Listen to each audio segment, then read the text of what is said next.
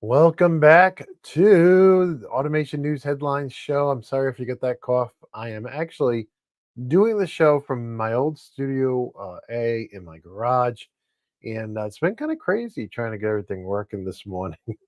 So hopefully you can hear me okay, and hopefully you can see me okay. And I hope your day is off to a great start. I know a lot of you watch after hours, so thank you for tuning back in as well. Now, let's go ahead and get into get into today's top stories. Yes, get it out. So, in any case, all right. First story is hey, don't forget if you do enjoy these episodes, even the kind of weird ones I do from home sometimes. Um, please give us a like. It's the only proven way to grow our audience and find new vendors to come on our shows. And with that, the first product we're looking at this morning is the FT1J 4.3-inch PLC plus HMI from IDAC. I saw it listed as a featured product on their homepage. Looks like a very interesting product. And then we go over to Antera. They have a new article out about high PoE, right? And that stands for high powered power over Ethernet. And it kind of reviews power over Ethernet, the whole shebang. So I thought it was interesting. Wanted to share it with you. And then over on Premio, you can say I just did the members only show before this, so everything's not set up right. They had a great article about understanding 316 stainless, which is what their wash down, IP66, IP69K industrial computers are made out of. And next we had a very interesting article from Software Toolbox about Canary Historian. And I know some people who were using this years ago, and it's a lower cost option than something like OSI Pi Historian, and which is now owned by Aviva, I believe. But in any case, I thought it was interesting. If you're thinking about looking at a historian, you may want to check that article out at Software Toolbox. And then over at Grace, they had an article talking about the 5 things to consider with machine health monitoring systems, and I really think they nailed it. I went through the 5 items there. You can see the bullets right there with the full member show and the new show earlier.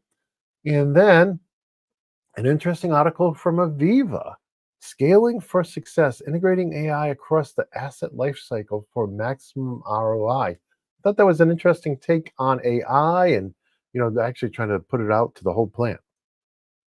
Now, Rockwell had an interesting case study out today talking about their Plex solution. And it was and I thought it was interesting because this manufacturer that makes they make mats and they make all kinds of different things. And a lot of them are very similar with just minor differences.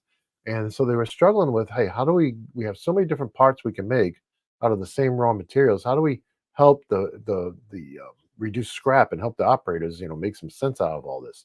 And I also thought it was interesting because there's a red line HMI right there. And but in any case, I thought it was an interesting case study. You guys may find it interesting too, how they made it easier and simpler for the operators to produce the right product and at the right station. And if you didn't know, yesterday we released the latest episode of the Automation Podcast.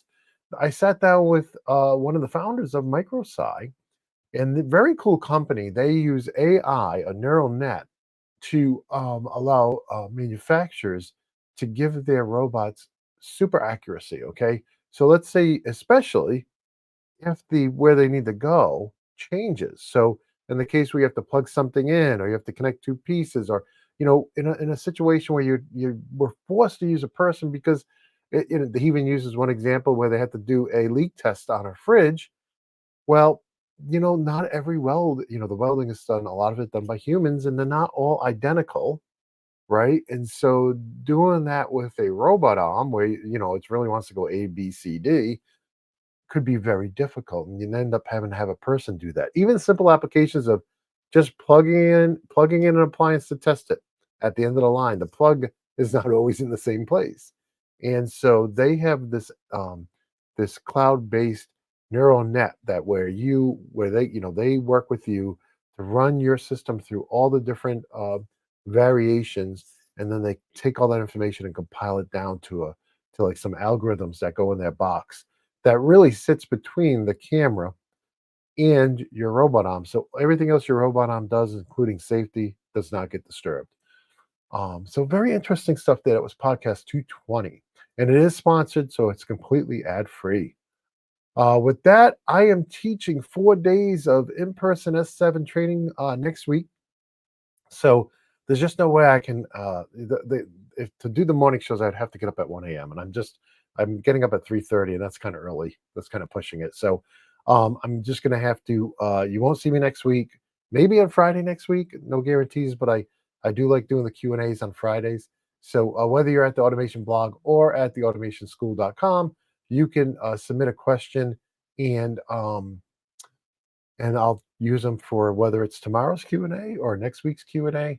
I'll use them there, but there's no way I can pull off the shows in the morning before doing an 8-hour class. It's just too much. I got to get donuts and coffee and all that stuff. So get in, make sure everything's working, and you know how it goes. So with that, I just want to remind you, if you want to get all of the shows I've been doing, all of the member-only shows I've been doing, there's over 100 of them. And then there's a bunch of older shows as well that are members only and members only. So if you want to get all that, it's just $9.99 a month. You can sign up over at theautomationblog.com, which some people prefer. You can sign up over on YouTube, which some people prefer. And I just appreciate all the members. They make this show possible and the longer morning show possible. And I appreciate you guys very much. And so with that, that is the end of today's show. I got to kind of do everything manually here because I'm in the home office. But in any case, kind of a temporary setup. I do want to wish you guys an awesome day. I will be back tomorrow for the Q&A session and for, if you're a student, for the office hours. So we did have some students drop in last week. It was great because they were able to ask all kinds of just random questions based on the courses they're enrolled in, which is really cool. And so I'm looking forward to seeing more students. If you're a student, please drop in tomorrow to the that's 9:30 to 10:30.